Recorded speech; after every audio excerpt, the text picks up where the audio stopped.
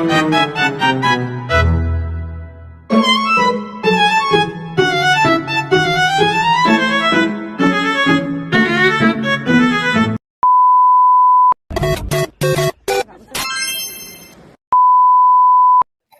semuanya, aku Rahma dari tim Gen Z UBSI sama teman-teman yang lain siap bikin kalian melek finansial hari ini. Habis seminar kemarin, kita dapat materi tentang saham dari poems.id.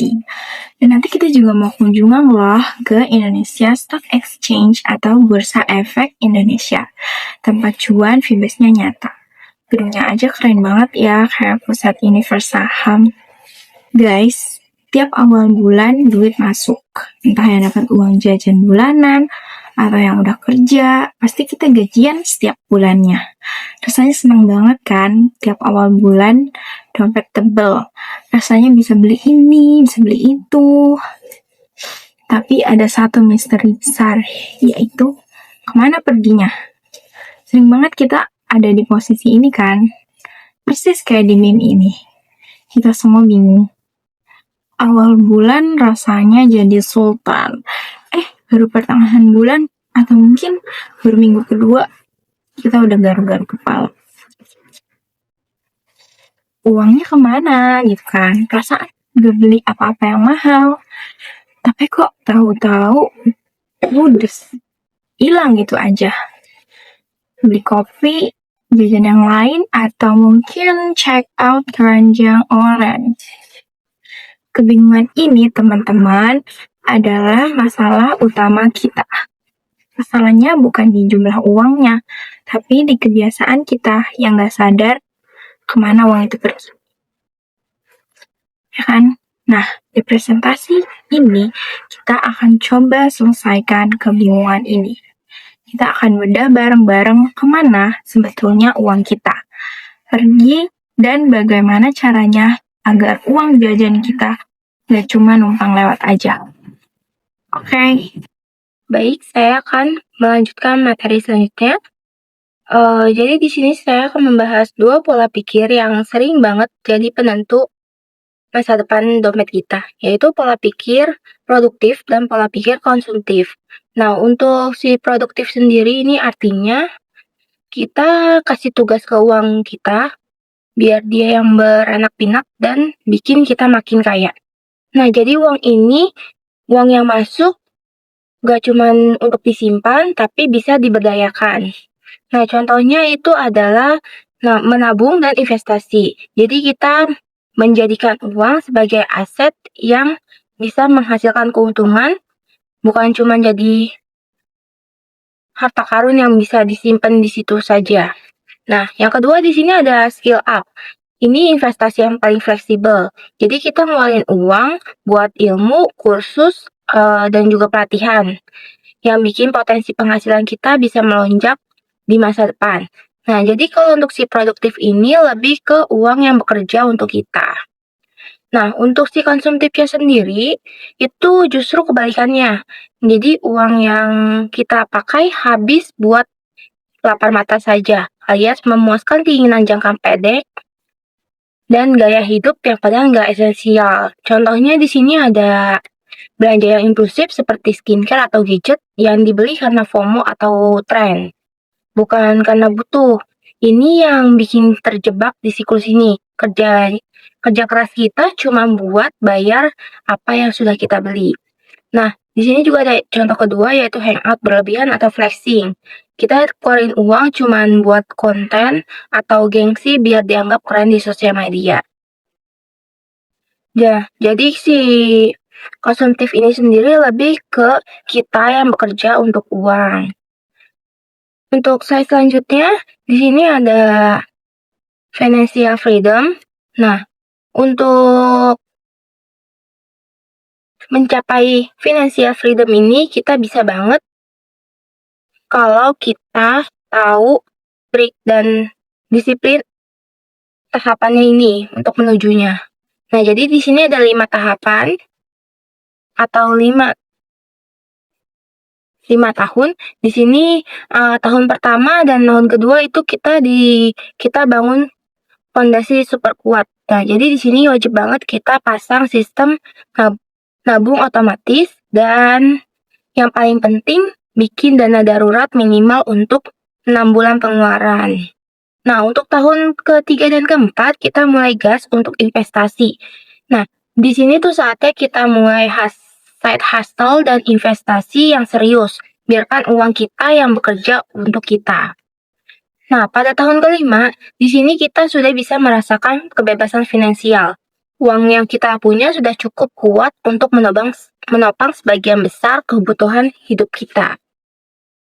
Nah, manfaatnya apa aja sih? Manfaatnya itu ada kita bisa tidur nyenyak, hidup tanpa beban, dan takut akan tagihan bulanan. Nah, kerjanya juga kita bisa pilih kerja impian kita, nggak cuma harus bertahan di satu kantor, karena butuh gaji. Untuk yang terakhir di sini ada siap hadapi drama. Jadi kita siap hadapi apa saja, mau ada PHK, mau ada krisis global, atau ada hal-hal lainnya. Selanjutnya akan dilanjutkan oleh rekan saya. Terima kasih. Halo guys, saya Yuli Hartati. Baik, kita di sini bahas tentang 2 tipe orang dalam mengelola uang. Yang pertama ada investasi dan BPJS. Tipe investasi itu kayak pemegang HP, niat, atau cat hijau, dan potensi cuan di pasar modal. Kamu bisa mendapatkan keuntungan dari investasi seperti saham, obligasi, atau reksadana. Investasi memerlukan perencanaan dan strategi yang tepat, tapi hasilnya bisa sangat menguntungkan. Sementara tipe BPJS itu kayaknya cewek bawa tas berlanja, tapi nggak ada pertumbuhan. Kamu hanya menguntungkan uang untuk kebutuhan sehari-hari tanpa memikirkan masa depan. Sekarang mari kita bahas tentang perbedaan antara saving dan investment. Saving itu kayak dengan jaminan pink, tujuannya simpan, ada admin, transaksi, bank biasa. Saving adalah cara aman untuk menyimpan uang, tapi hasilnya tidak terlalu besar. Sedangkan investment itu kayak tanaman hijau, tumbuh, tujuan cuan, ada risiko tapi worth it. Jual beli di pasar modal. Investment memerlukan risiko, tapi hasilnya bisa sangat menguntungkan jika dilakukan dengan benar. Intinya investasi itu mengelola aset biar hasil kerja kita sangat menguntungkan. Terima kasih. Halo guys, aku Sofi. Saya di sini akan menjelaskan jenis-jenis investasi, inflasi, dan contoh kenaikan harga. Baiklah, sekarang kita akan membahas tentang jenis-jenis investasi yang bisa kita pilih. Seperti yang kita lihat di slide ini, ada beberapa pilihan investasi yang bisa kita pertimbangkan. Kita bisa memilih investasi yang sesuai dengan kebutuhan kita, seperti buku untuk pendidikan, olahraga untuk kesehatan, dan emas untuk safe haven, dan reksadana untuk cuan modern. Sekarang kita akan membahas tentang inflasi. Inflasi bisa membuat nilai uang kita menyusut pelan-pelan. Grafik nilai gila dari 0% ke 69% menunjukkan bahwa inflasi bisa menjadi musuh diam-diam yang bisa menggeroci nilai uang kita. Jadi kita harus bijak dalam mengelola uang kita dan memilih investasi yang bisa mengalahkan inflasi. Selanjutnya, contoh kenaikan harga pada barang mie goreng. Contoh nyata dari inflasi adalah kenaikan harga mie goreng seperti yang kita lihat di slide ini. Harga mie goreng pada tahun 1997 dengan harga Rp400. Sedangkan pada tahun 2024 sudah menjadi 3.500. Ini menunjukkan bahwa inflasi bisa membuat harga barang-barang naik secara signifikan. Makanya, kita harus bijak dalam mengelola uang kita dan memilih investasi yang bisa mengalahkan inflasi. Biar nggak cuma makan mie doang. Nama aku Rizana Fauzia. Aku akan langsung to the point aja ya.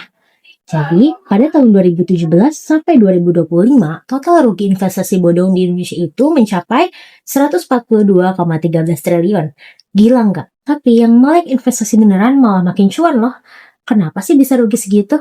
Karena banyak orang yang tergiur orang di podium bilang, jasa investasi plus jasa racun gila, padahal Ponzi doang. kita harus tahu role emas itu cuma satu. Cek 2L, legal dan logis. Legal itu maksudnya terdaftar OJK, dan logis itu maksudnya keuntungannya itu masuk akal atau enggak. Kalau salah satunya nggak ada, mending kabur sih. Terus bedanya mall sama pasar modal itu apa sih? Mall itu kita sebagai pembeli, belanja barang, dan duit kita habis. Tapi kalau pasar modal, kita itu sebutannya investor. Kita itu membelinya saham, obligasi, atau reksadana. Duit kita itu dipakai perusahaan buat bisnis. Nah, ketika perusahaannya untung, kita pun dapat untung juga. Jadi kita itu dapat cuan. Sama-sama belanja, tapi beda tempat dan beda vibes juga. Dan lebih untung, beli di pasar modal.